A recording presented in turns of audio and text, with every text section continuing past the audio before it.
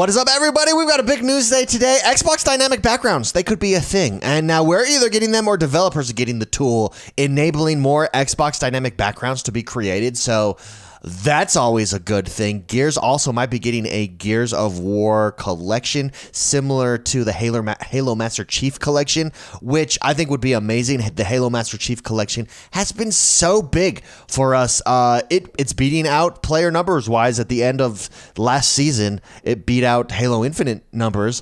So it's just so solid. It's a solid way to do a collection. So that might be coming from Gears of War. We're going to talk about that. And then last but not least, we're going to talk about Arma. There's some Arma rumors being out there rolling through the deep of the rumor mill, as it were. Let's jump into it right now. The first one we're going to jump into is a tweet by Tom Warren right here. It says, Microsoft is working on an Xbox dynamic backgrounds editor. It looks like it will let Xbox owners create their own dynamic backgrounds. Now, this leak originally came from this Twitter account right here, who is known for leaks and has been reliable for leaks in the past. Microsoft started working on a new Xbox app dubbed the Unnamed Project, not so secret to be honest, and then they share off this GIF that gives you the different backgrounds and shows exactly how the tools are laid out for you there. Now, Tom Warren actually went back and clarified. I don't know if he has some inside news, inside questions, but here's what he said a little bit later on in the day. He says, I'm hearing this tool is likely only for game developers rather than Xbox consumers. Either way, it seems like we'll see more Xbox dynamic backgrounds soon. So there's this tool rumored to be coming to enable us to edit dynamic backgrounds and create dynamic backgrounds. Tom Warren then clarifies and says he's hearing this is only for developers to utilize. Either way, I'm good with it. I do think we would get some sweet backgrounds if this tool was opened up to all players everywhere. Imagine there's just, you have the whole world at your disposal creating content for you. Imagine the dynamic backgrounds that would be created then. It would be amazing. However, having said that, I do currently have in what is shown here, I do have that dynamic background right now on my Xbox. And the reason I have it there is because it's badass, right? It's Master Chief. He's in the middle of a fight. All the debris particles, they're slightly moving. The laser is moving. And it's just amazing. It's really cool background to have. I'd love more like that. Whatever game. I'm currently playing Trek to Yomi. So if this tool was just opened up to developers, imagine Trek to Yomi having its own dynamic background, maybe like, the dude with the samurai, a samurai black and white moving or fighting or I don't know, something. But imagine what you could come up with. I do want to see this from developers more. I think it should be standard practice for a developer to drop 2 or 3 dynamic backgrounds for us to use every time it drops, especially if you're on Game Pass. That should be a requirement of Game Pass. How awesome would that be? More customization is good, whether that customization comes from just options given to us by developers creating, or if we're able to create it ourselves via a new tool.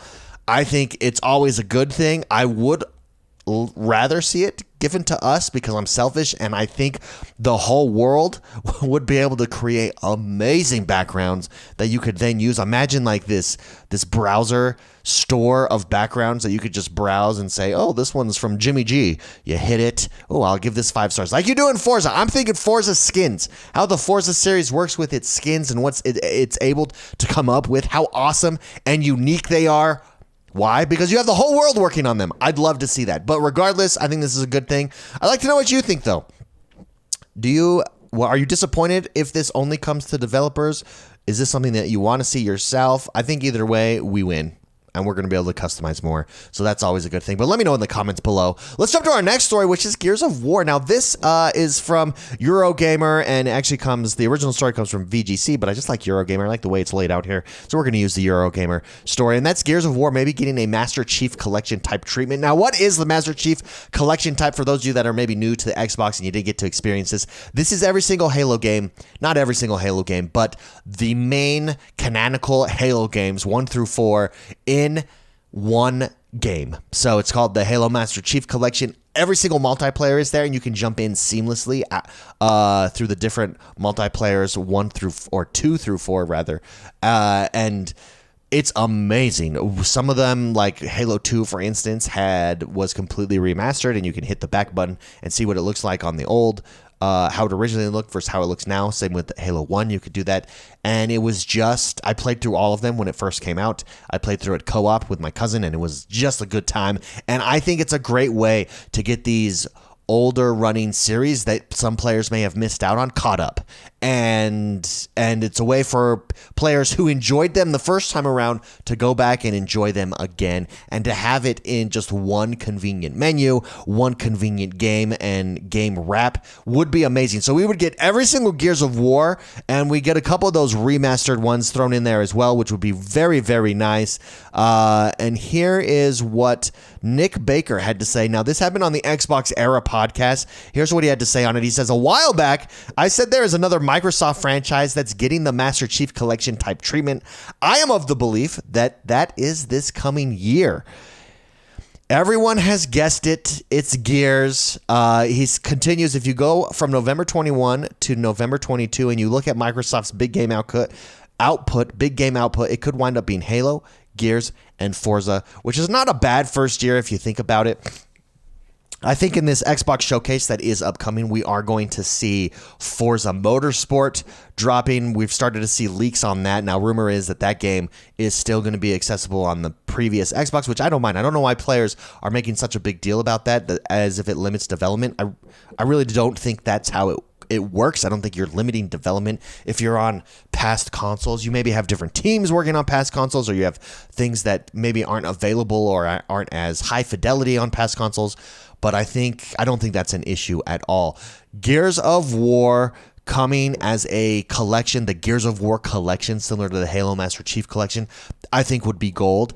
I would play it. I would jump back into it. I've played Gears 5 and Gears 3. I missed all the other Gears. So I would love to start from Gears 1 and go all the way through it in one. Now, I can do that now, granted. They all are on Game Pass, but having them in just one package, having the multiplayer in one package, having them remastered and updated for the Series X, I think would be amazing.